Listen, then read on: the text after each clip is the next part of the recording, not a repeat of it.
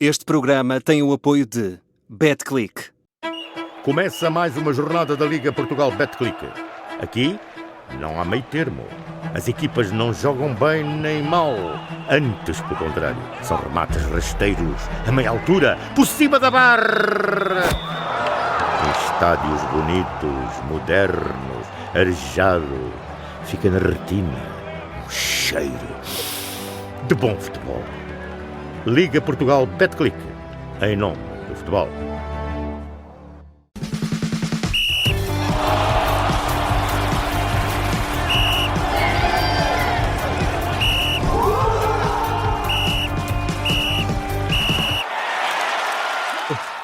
Sem falta da Rádio Observador, estamos aqui para acompanhar e para analisar os lances do jogo entre Futebol Clube do Porto e Famalicão, a contar para a 28ª jornada do campeonato. Ora, empate a 2 bolas, num jogo apitado por Sérgio Guelho, que está a merecer muitas críticas por parte do treinador do Futebol Clube do Porto, Francesco Farioli. Vamos tirar todas as dúvidas agora mesmo com o nosso áudio-árbitro Pedro Henriques. Pedro, bem-vindo de volta. Boa noite. E vamos começar ao minuto 12. Queixavam-se de uma alegada mão de um jogador do Famalicão na área, os adeptos e também jogadores do Futebol Clube do Porto, e motivo para penalti. E havia motivos para isso, Pedro? Vamos começar então pelo minuto 12, sem motivo para pontapé de penalti. É um lance em que o Van der Looy e o Alan Varela saltam para cabecear a bola.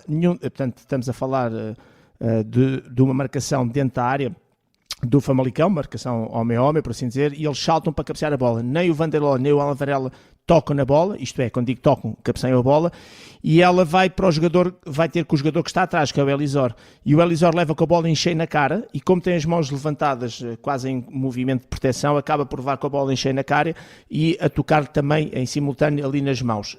É a situação típica de bola inesperada, que vem de perto e não é de ressalto porque não tocou em ninguém, mas vem de perto e de forma inesperada porque supostamente aqueles dois jogadores na frente iriam tocar na bola. Os braços não têm volumetria, não há movimento liberado e por isso tudo correto neste lance e sem motivo para pontapé de penalti. Temos depois, Pedro, ao minuto 20, uma reclamação desta feita dos homens de Famalicão, certo, na área do Futebol Clube do Porto, por um alegado penalti de Alberto Costa, autor do primeiro gol do Porto. Havia motivos para isso? E este lance é importante porque para quem quer penalti no Denis Gul, o tal lance que o Farioli falou há pouco, gostava também de ouvir a opinião relativamente a esse lance. E vou começar já dando a resposta. É que não é penalti nem neste, nem no outro, exatamente pelo mesmo motivo. Para se dar penalti num, tem que se dar no outro. E tem que se dar ontem.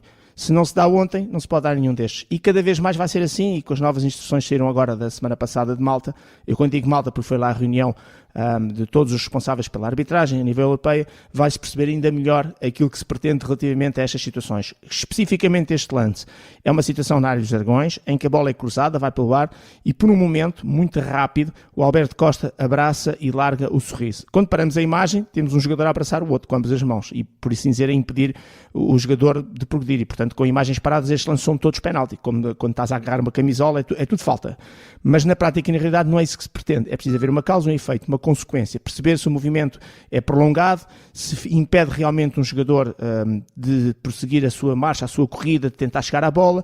Neste caso concreto, o próprio sorriso, quando o Alberto Costa faz esse abraço e larga, já está completamente em desequilíbrio, assim que sente o contacto, deixa-se cair, portanto é uma opção que os jogadores têm normalmente, porque quando sentem esses contactos deixarem-se cair e portanto sem necessidade, ou seja, não é esse agarrar, esse momento de contacto de mãos que faz com que o jogador se equilibre ou caia, são os jogadores que ao sentirem esse contacto claramente se deixam cair, e este é um bom exemplo de como não é penalti, este abraço rápido e largo abraço rápido e de largando rápido do Alberto Costa em relação ao sorriso, que como disse, deixa-se cair assim que sente o contacto, e para mim, boa decisão, mas é importante reforçar isto, não é penalti neste, não é penalti no que vamos falar mais à frente, e quando se fala num, tem que se falar no outro, e não se pode ter amnésias em outros lances. Temos depois ao minuto 21 um amarelo que foi mostrado a Zaidu, resta saber se saiu bem do... Bem mostrado, Sim, desculpa, é bem mostrado, é aquela falta tática, vem corrida por trás do Rodrigo Pinheiro, quando ele vai a fazer ali a transição no meio campo e com a mão direita puxa o braço direito do Rodrigo e, portanto, cartão amarelo porque corta esta saída em contra-ataque, chamamos a isto a falta tática. Temos depois Pedro Henriques, ao minuto 28, uma reclamação de um alegado penalti desta feita sobre o Rodrigo Mora, do Futebol Clube do Porto. Havia motivos para castigo máximo? Não, é um lance em que o Rodrigo Pinheiro cai de forma completamente aparatosa, mas quando está no chão e em rotação, com o pé direito toca única e exclusivamente na bola, intercepta a bola. E como está a fazer rotação, acaba por promover com a perna esquerda que está por cima. Portanto, imaginemos um jogador a cair e a rolar no chão com a perna direita junto ao chão e a perna esquerda mais levantada, porque está a fazer um movimento de rotação sobre ele próprio, tipo quase a ação de judo. Judo no sentido da queda. Portanto, o Rodrigo Pinheiro com o pé direito toca claramente na bola e depois com a perna esquerda há um contacto com o Rodrigo Mora que acaba por ser natural e fruto desse movimento e, portanto, e sem qualquer consequência e, portanto, boa decisão sem penalti. E Pedro, vamos chegar agora aqui ao lance, ao minuto 45 mais 2, um lance Exato. que, curiosamente, Francisco Farioli, quando questionado na conferência de imprensa, disse não ter observado, nem ter recordado, mas é um lance importante porque, na tua opinião, há um penalti cometido por Zaidu e também um segundo amarelo que fica por mostrar. Claro, este lance nem merece muita grande análise, sendo o lance mais importante. O Zaidu, ao saltar para interceptar e cabecear a bola, acaba por levantar o braço direito e movimenta o seu braço, mais concretamente a zona do cotovelo, na direção da cabeça, vamos chamar aqui, parte de trás da cabeça, na zona da nuca do Gustavo Sá. E fica claramente um pontapé de penalti por assinalar, porque é uma entrada negligente na maneira como aborda, e eu relembro que mãos, braços, cotovelos, quer ao nível daquilo que é chamada zona de proteção, cabeça, rosto, nuca, pescoço, são sempre punidos tecnicamente, neste caso com livre direto, sem dentária, obviamente, pontapé de penalti. E depois, amarelo ou vermelho, conforme, se for excessiva, cartão vermelho, quando a entrada é só negligente, este só entre aspas, é punido com cartão amarelo. Ora, claramente penalti, claramente cartão amarelo por esta entrada negligente usando o braço, e neste caso concreto o cotovelo, acertando em cheio na nuca, com um movimento que é deliberado e no sentido dessa mesma nuca, e portanto faltou aqui a intervenção do VAR, porque era uma situação de penalti, o penalti faz parte do protocolo, e obviamente que o árbitro, se fosse ver as imagens, tenho a certeza que daria o penalti e obviamente que teria que dar amarelo. Ora, como o Zaidu já tinha sido bem advertido, conforme referimos há pouco, no tal lance ao minuto 21 exatamente, acaba por ficar aqui por mostrar o segundo cartão amarelo e seria a expulsão, e digamos que é praticamente o último lance, só não é porque ato contínuo deste lance, como o árbitro não assinala, vem o lance a seguir, e depois a seguir o jogo terminou. E ao minuto 54, já na segunda parte... Se calhar não coloquei o 45 mais 2, o amarelo ao Vanderlei. Eu não tenho aqui, Pedro. Então peço desculpa, pronto, por isso é que eu estava a referir. Porque é aquele lance, como o árbitro não assinala penalti, e a bola sai para fora da área, e então o erro meu que não me coloquei na lista dos casos, o Vanderlei estica a sua perna direita e rasteira o PP quando ele saía em velocidade em contra-ataque. E portanto é tipicamente também uma falta tática, porque o objetivo ali do Vanderlei foi fazer com que o PP não saísse da sua, embora tenha sido à saída da área, não saísse daquela zona para matar, entre aspas, a jogada. E portanto ficou aqui, aliás, foi aqui bem mostrado o cartão amarelo ao Vanderlei. Temos depois, já na segunda parte, agora sim, Pedro, o primeiro gol do Famalicão, que chegou pela cabeça de Sorriso, no lance meio atabalhoado na área, que pode ter sido pedido de faltas, fora de jogo. Tu dir-nos achas? É a questão da falta, era a questão da falta. Portanto, o Fraol nem foi com o Fraol, mas o Fraol nem se queixou muito, foi os jogadores do Porto, penso até na altura o Bednarek. O gol do Famalicão sai de uma recuperação de bola no lance entre o de Amorim e o Fraol. E o Amorim, portanto, ele é de Amorim, mas eu vou só dizer Amorim, portanto, o Amorim com a perna direita realmente que não tem é o contacto. Ruben. Pois não é o Ruben, exatamente.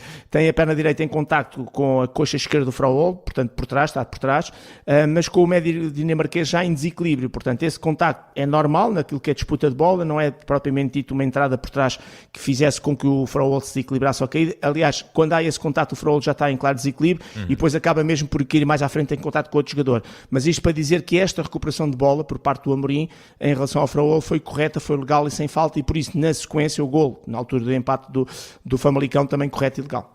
Ao minuto 57 temos cartão amarelo para William Gomes, depois do gol de Sorriso, creio eu, Pedro, e também ali naquela troca de carinho.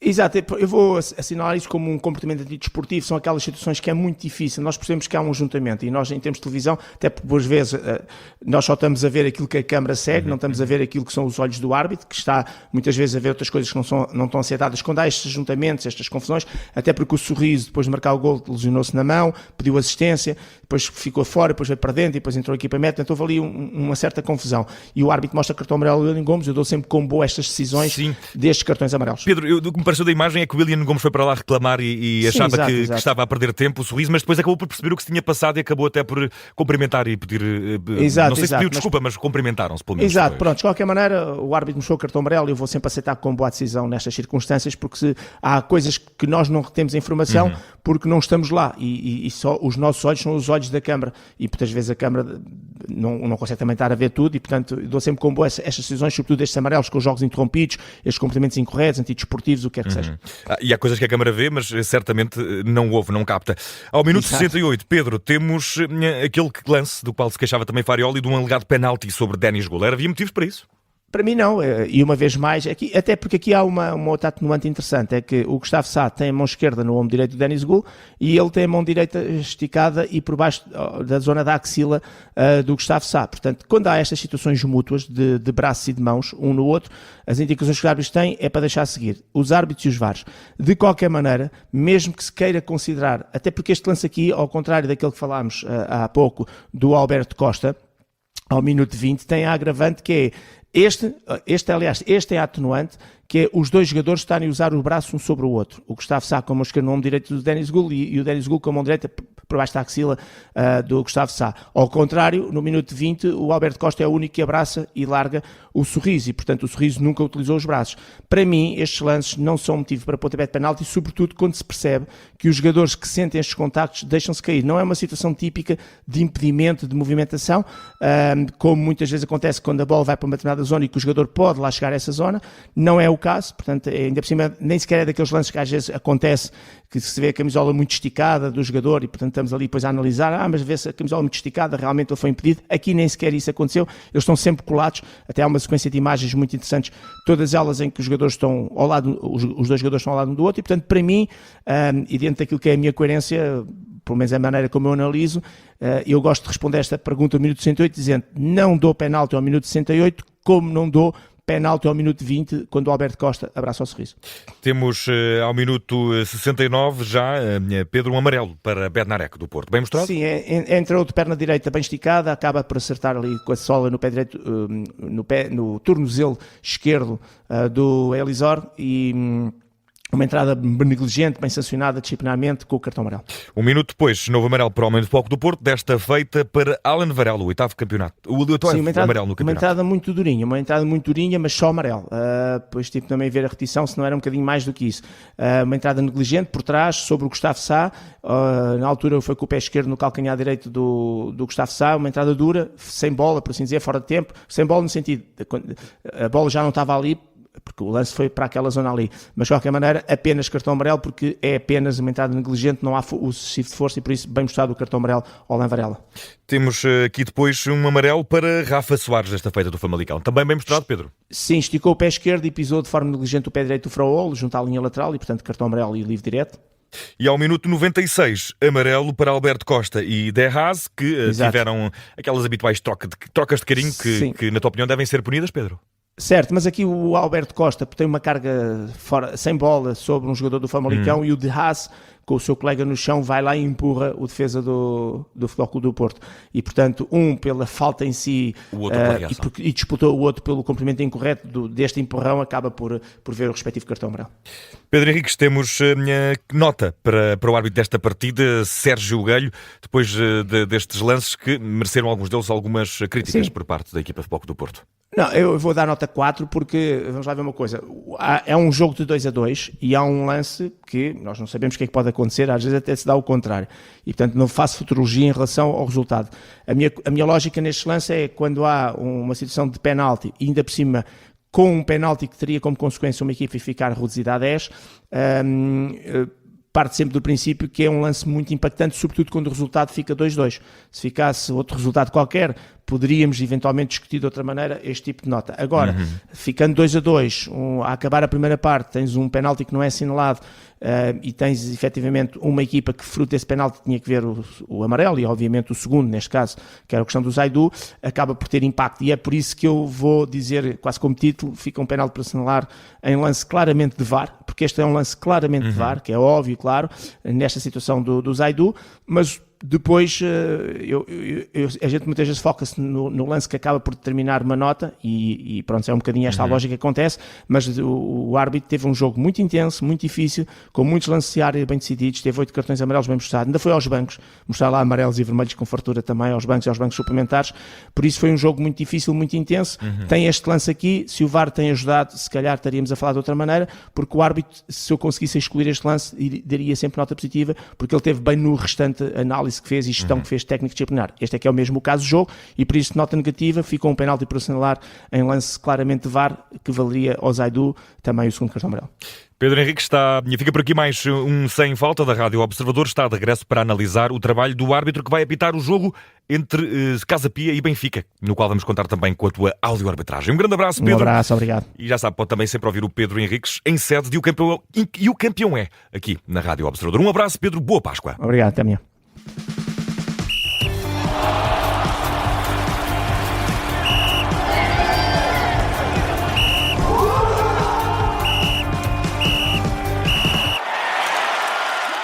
Este programa tem o apoio de BetClick.